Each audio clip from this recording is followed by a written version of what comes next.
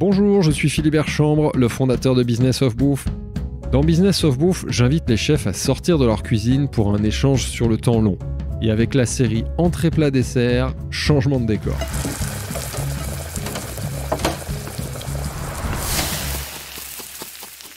Cette fois, on part sur le terrain.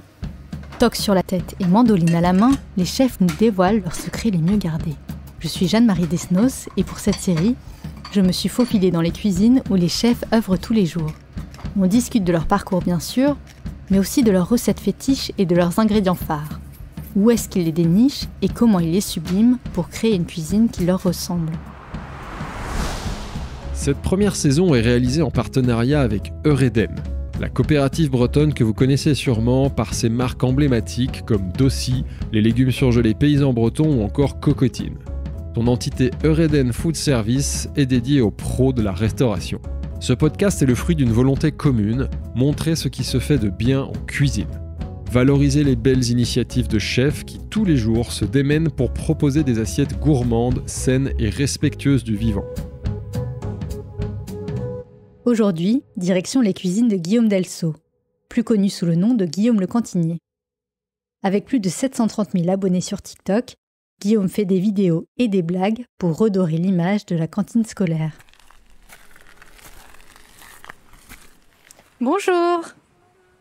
C'est ici le lycée Maurice Genevoix ? Oui. Vous êtes lycéenne ? Oui. Vous avez quel âge ? On est en seconde, on a 15 ans. Ok, je cherche. Devinez qui je cherche. Une star des réseaux sociaux. Le cantinier ? Oui. Vous mangez à la cantine ? Oui. Alors ? Comment c'est bon ? Ah oui, c'est très bon. Enfin, on mange bien depuis qu'on est arrivé. Et vous mangez quoi ?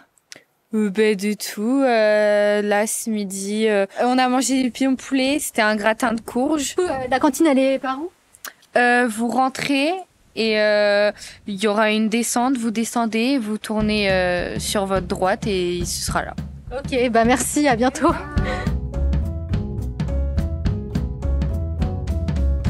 Bonjour, je suis Jeanne-Marie Desnos et aujourd'hui je vous propose un petit retour en arrière.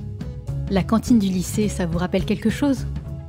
Les bousculades dans l'entrée, les plateaux gris qui glissent à la queue leu-leu sur des rails métalliques. Et de l'autre côté de ces rails, le monsieur ou la dame de la cantine, Charlotte sur la tête, qui servent à la chaîne des plats plus ou moins appétissants. Mais ça, c'était avant Guillaume le Cantinier, le phénomène des réseaux sociaux, qui grâce à des vidéos aussi drôles qu'instructives, envoie valser les clichés sur la cantine scolaire. Alors enfilez votre tablier, je vous embarque avec moi dans les cuisines du lycée Maurice Genevoix de Bressuire, petite ville des Deux-Sèvres à mi-chemin entre Nantes et Poitiers.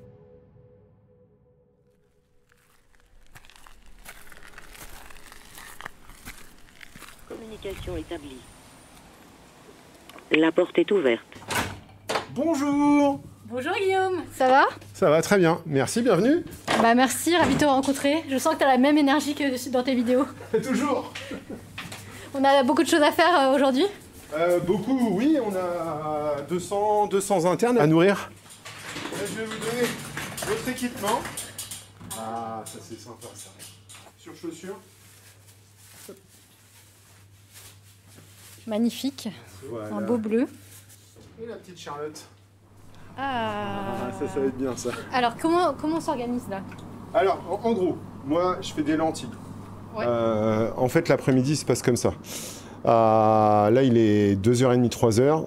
Donc, je vais préparer mes plats chauds. Donc, lentilles et côte de porc. Ensuite, on a des œufs mimosa à préparer. Donc, les œufs sont déjà cuits. Et en dessert, ce sont des fruits. Et il y aura aussi du fromage. Mais voilà, on est deux à préparer. Donc, moi, je vais plus me concentrer sur le plat chaud. Parce que j'ai quand même plus de 200 côtes de porc à cuire dans les grandes sauteuses.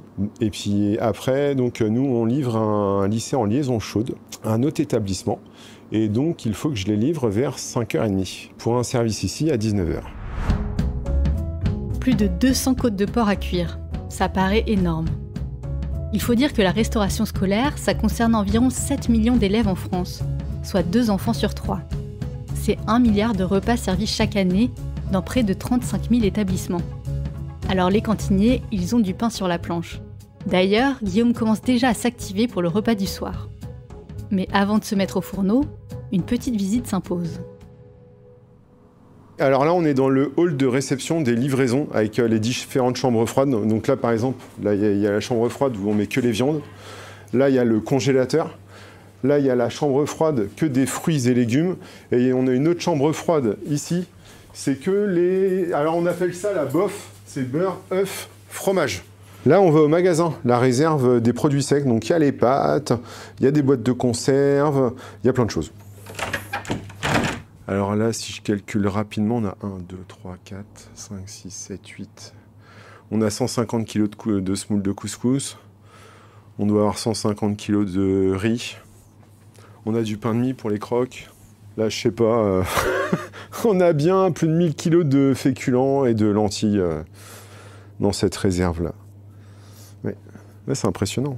Et puis là, on va être tout ce qui est sauce pour les pizzas, sauce tomate pour les recettes. On a du jus de pomme pour le petit-déj là-bas. On a des olives noires qu'on utilise pour les entrées. Qu'est-ce qu'on a aussi? On a des poires au sirop pour les salades de fruits. On a des compotes de pommes. Comment tu les choisis, tes conserves? Sur quels critères? C'est les fournisseurs qui nous conseillent des sauces tomates. Nous, on les teste et puis on choisit en fonction de ce qu'on préfère. Et là, on voit, tu as plein de haricots verts. Qu'est-ce que tu vas en faire?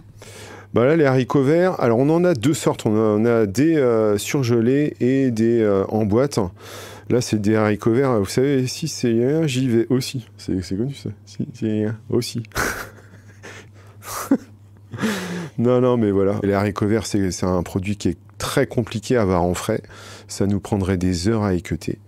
Après, il y a différentes façons d'utiliser ces haricots verts, hein. Soit on fait le choix de les mettre en vapeur et puis de les servir comme ça, sans rien, fade. Soit on fait le choix de faire fondre un peu de beurre, d'y mettre du sel, de poivre, pourquoi pas faire revenir un peu d'ail ou de l'échalote et de les mélanger avec. Et là, forcément, ce sera meilleur. On est où là? Là, on est dans le congélateur, il fait moins 25. Je me les gèle. On a les frites de la cantine. Alors les frites de la cantine, on a soit en surgelé, soit en produit prêt à l'emploi, mais frais, pas surgelé. Mais du coup, c'est pour faire un roulement de stock. Genre si on va passer tout notre stock de frites fraîches, mais on en a quand même au surgelé au cas où il y a plus d'élèves ou voilà. Comme ça, en fait, tous les produits surgelés, ça permet de jongler en cas d'alerte, en cas de comment on dit, en cas d'imprévu. C'est important d'avoir un stock de surgelé quand même. Ça s'appelle du coup la plonge batterie. C'est ici qu'on nettoie tout le matériel de cuisine. Donc on a un petit lave-vaisselle et là un lave-vaisselle un petit peu plus gros avec il y a des billes en plastique à l'intérieur et ça décape les plats. Franchement, on pourrait s'y mettre à deux dedans et on nettoie 8 gros bacs gastro en inox en même temps. Ça dure 3 minutes le lavage, donc c'est assez rapide, mais vu le nombre de plats qu'on a nettoyés en plein service, c'est largement, enfin voilà, c'est très utile. Donc là on est au niveau de la préparation chaude, donc c'est ici qu'on cuit tous les plats chauds. Donc on a 2 grosses sauteuses, des étuves, et puis les fours là. On a 4 fours où pareil on peut rentrer dedans. Mais vite, retournons à notre poste, où dans une marmite gigantesque mijotent des lentilles vertes qui seront servies ce soir pour le dîner des internes. Ça fait à peine 2 minutes qu'on est parti, regardez, c'est à pleine ébullition. Hein. C'est pas la cocotte minute de chez grand-mère. Hein. Là, ça envoie. Là. Elles viennent d'où les lentilles? Elles viennent de Valenciennes. Ah. Ça, c'est pareil, c'est des oignons frais. On cuit toutes les semaines. On reçoit les 20 kg d'oignons frais qu'on épluche. On les cuit le lundi. Et on a 3 jours pour les utiliser dans nos différents plats chauds. Et là, tu fais quoi avec tes oignons? J'en mets dans ma préparation de lentilles, comme chez mamie. Ça fait combien de temps que tu es chef cuisinier? Alors, je suis pas chef. Ah, t'es pas chef? Non, je suis cuisinier. J'ai été chef longtemps dans le privé. Et il y a 10 ans, je me suis lancé en collectivité. Et j'habite très près de mon lieu de travail. J'habite à 6 km d'ici. Et du coup, il y a un chef ici qui est là depuis 25 ans. Et si je suis venu travailler là, c'est parce que vraiment ici, on a les moyens de bien travailler, de faire des choses comme à la maison. Et pourquoi tu as décidé de partager ton métier sur les réseaux sociaux? C'est parti d'un délire. C'était avant le Covid. J'étais tombé sur une émission, un talk show très connu, qui parlait de TikTok, qui disait que ça s'ouvrait ça s'ouvrait à plus de choses que la synchro ou la danse, ce qui n'est pas du tout mon cas. Je danse pas et puis je chante mal, donc ça, y a pas de problème. Tu fais des petites prestations quand même dans tes vidéos. Autour de la cantine, bonjour. Au menu, on a un plateau de fromage à volonté. Oui, je fais des petites prestations, mais ça, c'est mon côté théâtral. Je fais du théâtre en amateur. Et du coup, je voulais partager un petit peu des petites blagounettes un peu potages sur les réseaux. Au départ, c'est comme ça que j'ai commencé sur TikTok. Hein. C'était pas du tout la cantine. Ça a pas mal marché au départ. Et puis un jour, je me suis retrouvé à la cantine, évidemment, avec mon téléphone et mon réseau social, qui était déjà bien actif. Et les élèves me demandaient, ce midi-là, ils me demandaient du steak. Malheureusement, dans l'assiette, c'était pas du steak, c'était du foie de veau. Ils n'arrivaient pas à faire la différence entre du steak et du foie de veau, donc je me suis dit qu'il y avait peut-être quand même quelque chose à faire à ce niveau-là sur les réseaux et que la cantine intéressait les gens. Là, je vais griller les côtes de porc. Pourquoi tu mélanges beurre et huile? Pour éviter que le beurre brûle. Qui est-ce qui t'appelle là? La machine, Qu'est-ce qu'elle veut? elle veut que je mette la viande. En fait, ce sont des machines qui seront programmées. Et voilà, ils détectent la température. Quand c'est bon à cuire, ils le disent. Quand il faut retourner, enfin voilà. C'est de la côte de porc française. On peut même dire qu'elle est locale, elle vient de moins de 50 km. Elle vient de Cholet, celle-ci. Alors là, on est au lycée Maurice Genevoix à Bressuire. Tu nous présentes un peu ton établissement? Alors, il se situe donc à Bressuire, dans les Deux-Sèvres. C'est un lycée qui accueille plus de 1300 élèves. Et le midi, on reçoit plus de 1000 élèves chaque midi. Et donc 200 internes le soir. Vous êtes combien à la cantine à travailler? Alors à la cantine, on travaille, on est une bonne dizaine en cuisine. Et après, on a une équipe d'agents d'entretien qui s'occupe du lavage de la vaisselle, de l'entretien des salles de restauration aussi. Ils sont aussi une bonne dizaine en tout. Mais ils s'occupent aussi de l'entretien des salles de classe. Et toi, qu'est-ce qui te passionne dans ton métier? Ça remonte à loin, hein. C'est que moi, mes grands-parents, ils avaient un potager, ils étaient en autosuffisance, et quand j'allais chez mes grands-parents, je mangeais toujours bien. Enfin voilà, on mangeait de tout, des légumes, des fruits selon la saison, et c'est toujours un métier qui m'a attiré quand j'ai commencé à avoir l'âge de choisir un métier en fait. Hein. Et ouais, j'ai accroché tout de suite en cuisine. Ouais, ça me plaît de faire à manger, on procure du plaisir en fait aux gens quoi, mine de rien. C'est quoi les nouvelles attentes des élèves et des familles par rapport à la cantine? Bah en fait, c'est de manger correctement toute la semaine pour un prix raisonnable. Ça, c'est pas très nouveau. Non, c'est pas très nouveau. Pour les parents, la priorité, c'est que leur enfant mange à la cantine et qu'ils reviennent pas avec le ventre vide. Pour un prix juste. Après, voilà, si c'est local, bio, tout ça, c'est super. Mais je pense que pour eux, c'est pas une priorité. La priorité, c'est qu'ils mangent. C'est qu'ils mangent à la cantine parce qu'il y a beaucoup d'enfants, malheureusement, qui reviennent de la cantine le ventre vide. Les lentilles mijotent à feu doux, les côtes de porc commencent à dorer. Je laisse Guillaume sur sa lancée et je pousse la porte de la pièce d'à côté. Michel, l'autre cantinière présente aujourd'hui, est en train de s'occuper des entrées.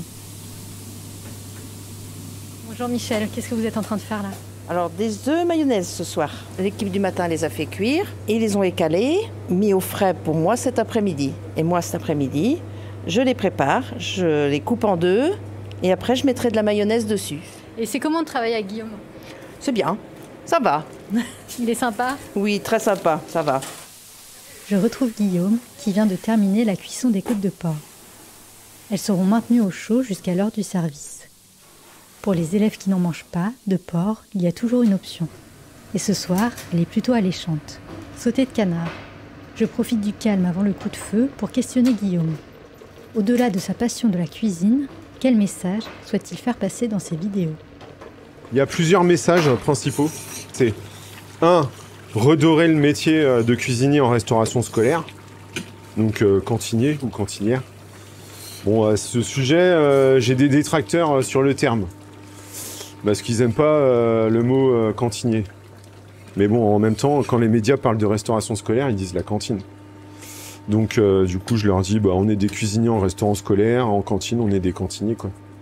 Et c'est dégradant, ils trouvent ça dégradant? Ouais, ils trouvent ça dégradant par rapport à l'image, peut-être à la vieille image des cantines. Et puis après, le message aussi à faire passer, c'est que voilà, on peut bien cuisiner, on peut faire de la qualité en restaurant scolaire, sans pour autant rentrer dans le 100% fait maison. On est d'accord que voilà, si on fait la pâte à pizza maison, la sauce, on va pas broyer les tomates et faire de la sauce tomate, c'est pas possible, quoi. À la cantine, faut quand même, on a quand même les pieds sur terre. Si on fait des pâtes, donc la sauce, on va la prendre en boîte, hein, tout simplement. On se le cache pas, les petits pois, ils viennent pas du jardin, c'est un produit surgelé. Mais on va mettre des carottes fraîches avec. On essaye de lier les deux. Un juste milieu, on est sur du 80% de fait maison ici. Il y a des cantines, c'est du 50% de fait maison, il y en a, c'est du 100% industriel, voilà, ça dépend. Et sur quels critères tu te bases pour dire que ce légume-là, tu le prends en frais et celui-là en surgelé ou en conserve? Disons que un petit pois, rien que déjà au supermarché, on aura du mal à le trouver en frais. Donc c'est ça. Et les carottes, donc je sais que nous, les carottes, les poireaux, tout ça, on a des producteurs qui sont dans le secteur qui font du légume frais.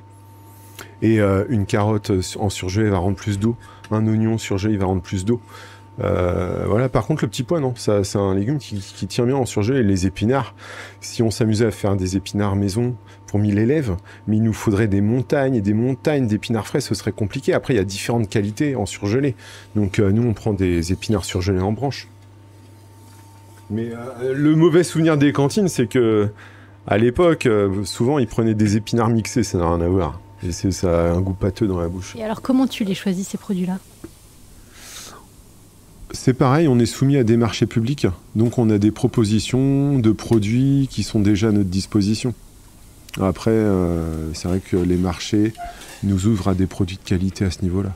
Donc après, le choix se fait relativement facilement, je dirais. Il se fait au goût, par exemple, ou à l'origine? Il se fait au goût et à l'origine et au prix aussi. Tous les marchés décident autour de ça, le prix, le goût et l'origine. Et donc, ce qui est privilégié, c'est le produit français. Le goût, le bon goût forcément, et à un prix modéré. Le troisième message que je veux faire passer, c'est c'est le gaspillage alimentaire en restauration. Alors évidemment, en restauration scolaire, c'est peut-être une goutte d'eau, mais c'est déjà énorme. Donc voilà, j'essaie de faire passer le message. En fait, on peut lutter contre le gaspillage alimentaire si la nourriture est bonne dans les cantines. On va pas pouvoir lutter contre le gaspillage alimentaire si c'est pas bon. Comme dans un bon ou un mauvais restaurant, c'est la même chose. Voilà, la restauration scolaire en gaspillage, c'est 15 000 € de gaspillage dans une cantine qui sert 600 élèves par an. C'est 15 000 € qui partent à la poubelle. Avec 15 000 €, on peut acheter du matériel, on peut acheter de la meilleure nourriture, on peut faire plein de choses avec 15 000 €. Donc c'est tout l'intérêt de lutter contre le gaspillage. T'as mis des beaux gants verts là, Guillaume, qu'est-ce que tu fais? Je nettoie la sauteuse qui m'a servi à cuire les côtes de porc tout à l'heure. Et ça fait partie du métier, alors ça on le sait moins? Ouais, ça fait partie du métier, c'est quelque chose vraiment que je partage pas sur les réseaux sociaux, pour la simple et bonne raison que j'ai les mains dans l'eau. Et que ce serait pas possible de prendre un téléphone ou même une GoPro pour filmer ça. En plus, le nettoyage, ça n'intéresse personne, je pense. Et pourtant, ça se fait. Hein. C'est pas désagréable. Ça relaxe? Ouais, c'est relax, ouais. C'est signe qu'on est quand même plus proche de la fin que du début. Est-ce que tu peux nous faire un petit bilan de toutes les contraintes que tu as en tant que cuisinier en établissement scolaire? En contrainte, on a l'équilibre alimentaire à respecter. Tout ce qui est hygiène autour de la réglementation, donc traçabilité des produits. On a la loi, les lois qui nous imposent du bio, un pourcentage de bio et de produits locaux. On a des contraintes budgétaire. Tu as aussi l'obligation légale de proposer au moins un menu végétarien par semaine et aussi davantage de protéines végétales. Comment tu fais? On travaille beaucoup les légumineuses, les graines de sarrasin pour les entrées. On travaille beaucoup la lentille, les haricots blancs, les pois chiches, les fèves. Tous ces produits-là apportent beaucoup pour le menu végétarien. Après, nous, on ne va pas se tourner vers tout ce qui ressemble à la viande. Alors, on essaye de ne pas imiter la viande pour faire du végétarien. Je pense que c'est important. Pourquoi ? Pourquoi imiter la viande? Autant en manger directement. Non mais c'est vrai, c'est un peu hypocrite, je trouve, comme démarche. Et comment tu les cuisines, ces légumineuses par exemple? Là, on a des lentilles. Tu fais quoi d'autre comme recette qui cartonne, on va dire, dans ta cantine? On peut revisiter des classiques comme les lasagnes. Les lasagnes de lentilles, ça marche. Tout ce qui est salade de lentilles, salade avec des légumineuses, ça marche aussi. On peut faire des cakes aussi, à base de farine de pois chiches. On peut faire toutes ces choses-là, je dirais, facilement, et ça peut plaire aux élèves. Tu as aussi l'obligation légale de proposer 20% de produits en bio. Quels produits sont bio dans ta cuisine et pourquoi? Alors en produits bio, on va surtout avoir du légume, parce qu'on a la chance d'avoir un producteur de légumes bio qui fait des légumes en toute saison. Donc l'été, il va nous sortir de la tomate. À l'automne, il va nous sortir des butternuts. Il va nous sortir des pommes de terre. On va pouvoir travailler des produits bio en sec, comme le riz, le blé, le sarrasin. Tous ces produits-là en bio, ils sont plutôt faciles à avoir, je dirais. Et on a aussi un producteur de lait bio. Donc tout le lait qu'on utilise pour nos crèmes, nos desserts, c'est du lait bio. Ils nous font aussi des yaourts en bio. Après, en produits bio, ce qui est compliqué à avoir, c'est plus, je dirais, tout ce qui est viande, poisson, protéines, œufs. C'est un peu plus compliqué, c'est beaucoup plus cher. Est-ce que le fait que ce soit issu d'une coopérative agricole, c'est un choix qui est important pour toi? Oui, ça peut l'être. Ah oui, c'est sûr, au niveau des produits laitiers, des produits, plein de sortes de produits, si c'est issu d'une coopérative, c'est sûr que ça fait marcher les agriculteurs du coin, par exemple. Et ça va dans le bon sens. Donc oui, ça peut être un axe de décision. Tu expliques dans une de tes vidéos que tes omelettes sont pas faites avec des œufs frais. Secret de cantine, bonjour. Alors, quand tu vois une omelette à la cantine, ce ne sont pas des œufs frais, ce sont des ovoproduits. Tu vois, dans ce bidon, il y a plus de 110 œufs. T'imagines si on s'amuse à les casser un à un? Tu peux nous expliquer ça? Alors oui, je peux vous expliquer ça. Il n'y a pas de secret à la cantine. Quand on fait une omelette, on la fait pour 300-400 élèves. Il faudrait à peu près 2 œufs par élève. Donc ça fait 800 œufs, si mes calculs sont bons, à casser. Alors une dizaine d'œufs à casser, ça va, c'est simple. Au niveau de l'hygiène et de la réglementation, on serait dans les clous. Après, pour casser 800 œufs au niveau de la manipulation, donc il faut manipuler 800 œufs, au niveau de la réglementation, ça commence à être compliqué, parce que les œufs frais à la cantine, on est soumis à des réglementations. Nous, on utilise les œufs frais pour cuire des œufs durs. En gros, c'est ça, parce que le risque est beaucoup moins élevé. Casser 800 œufs, ça prendrait combien de temps? Je sais pas, j'ai jamais essayé, mais ça prendrait beaucoup trop de temps. Beaucoup trop de temps. Donc oui, les omelettes, on va utiliser des ovoproduits, qu'on appelle des ovoproduits. Ouais. C'est quoi le risque dont tu parles au niveau sanitaire? C'est des risques de toxi-infection alimentaire, tout simplement, parce que l'œuf sort des fesses de la poule, a priori. Ce n'est un mystère pour personne. Donc voilà. Les bactéries, elles sont tuées au-delà de 70 degrés pendant un quart d'heure, 20 minutes. Donc voilà. Les œufs cuits aux vapeurs, il n'y a aucun risque. Par contre, casser des œufs, il y a de la manipulation, on se retrouve avec sur les mains. Donc voilà, quand on manipule des œufs frais à la cantine, c'est lavage de main obligatoire, mais directement après. Ça, il ne faut pas rien toucher d'autre. Il faut aller se laver directement les mains. Et alors, ces ovoproduits, ça se présente sous quelle forme? Ça se présente comme le lait. En litres, en bidon, tout simplement, soit au litre ou soit en 5 litres. Et le résultat? Le résultat est bien. Franchement, pour faire la différence entre des œufs frais et des ovoproduits dans un gâteau, je pense qu'il va falloir se lever de bonne heure. Vraiment, vraiment. Et sur les omelettes, franchement, une omelette qui est bien assaisonnée, qui est bien cuisinée, franchement, elle est aussi bonne. Sur les réseaux, tu as un format populaire où tu pèses les aliments jetés par tes élèves. Anti-gaspillage alimentaire, bonjour. Aujourd'hui, on va évaluer le gaspillage alimentaire des fraises françaises et vendéennes. Les apaniers à volonté, c'est un ramequin de fraises, pas 2 ramequins de fraises, il faut penser à tout le monde. Pourquoi ça te tient autant à cœur de lutter contre le gaspillage alimentaire? C'est une question budgétaire aussi, et c'est aussi une question de développement durable. Les gens ne le savent pas forcément, mais on n'a pas tous des composts dans les lycées pour des questions de taille. On ne peut pas imaginer composter plus de 100 kg de nourriture par semaine dans le jardin du lycée. Ça attirerait les nuisibles, il faudrait un maître composteur, ce serait très compliqué. Donc ça part au compostage, mais un compostage, donc nous c'est une entreprise qui composte. Et c'est l'agglomération qui vient relever les conteneurs. Donc ça produit quoi? De l'énergie, enfin c'est des dépenses de carburant, c'est des dépenses parce que c'est pas un service qui est gratuit. C'est pour ça aussi qu'on lutte contre le gaspillage, c'est pour pas qu'on ait tous, qu'on diminue ces frais-là. Donc pour vous donner un exemple, avant on jetait 5 conteneurs, maintenant on en a 2. Donc on a économisé 3 conteneurs parce que c'est à la levée qu'on est facturé. Donc voilà, plus on économise, moins on fait de gaspillage, plus on économise. Mais dans tous les sens en fait.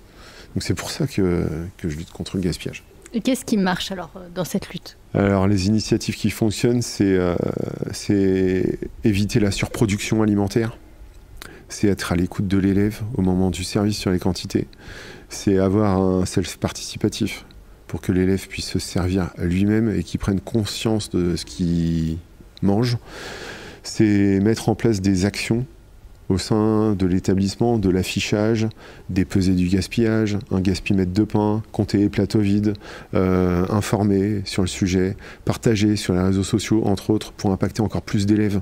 C'est ça ce qui marche, c'est l'action, c'est la prévention, la communication auprès de l'élève. Parce que comment il communique l'élève en 2024? Il communique par TikTok, il communique sur Instagram, il communique sur YouTube, il communique sur Snapchat.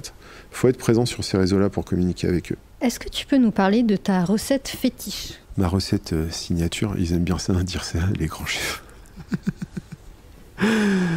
C'est quoi ma recette signature? Je sais même pas si j'ai une recette signature. Si j'adore faire les lasagnes. Je sais pas pourquoi. C'est un plat que tout le monde aime. On peut faire les lasagnes végétariennes, on peut faire des lasagnes au bœuf, on peut faire des lasagnes aux épinards, on peut faire des lasagnes aux fruits de mer, on peut faire des lasagnes, on peut presque revisiter tous les plats en lasagne et du coup ça plaît aux élèves. Et du coup c'est simple à faire à la cantine. C'est quoi? C'est une sauce tomate de base, c'est une béchamel avec du lait bio. Alors évidemment la pâte à lasagne, on n'a pas des grosses machines à pâte à lasagne pour faire la pâte nous-mêmes, donc on va l'acheter forcément. Mais voilà, les lasagnes, ouais. J'adore les lasagnes, mes enfants adorent les lasagnes, tout le monde aime les lasagnes. Ce serait quoi tes meilleurs conseils pour les cantiniers qui veulent offrir de la bonne bouffe à leurs élèves? Travailler du produit frais. En fait, allier le produit frais au produit pas frais dans la mesure du possible. Cuisiner tous les matins, se lever tôt et satisfaire les élèves. Éviter la surproduction. Communiquer avec l'élève. Parce qu'il y a beaucoup de cantiniers et de cantinières qui ne communiquent pas au service avec leurs élèves. C'est à la chaîne. Arrêtez de travailler à la chaîne. C'est ça. Remettre de l'humanité dans le métier. Je sais pas pour vous, mais moi, écouter Guillaume parler avec autant de passion, ça me donne une vision complètement nouvelle de la cantine. Tout ce qu'il est possible de faire quand on a la bonne équipe, les bons produits et les bonnes recettes. Ouvrir l'appétit des élèves et leur esprit en même temps. Défendre des messages et des valeurs. C'est fou tout ce qu'on peut transmettre à travers la cuisine. Mais assez parlé, les élèves ne vont pas tarder à arriver. Qu'est-ce que vous faites là, Michel? Comment? Qu'est-ce que vous faites? Je coupe le pain pour ce soir.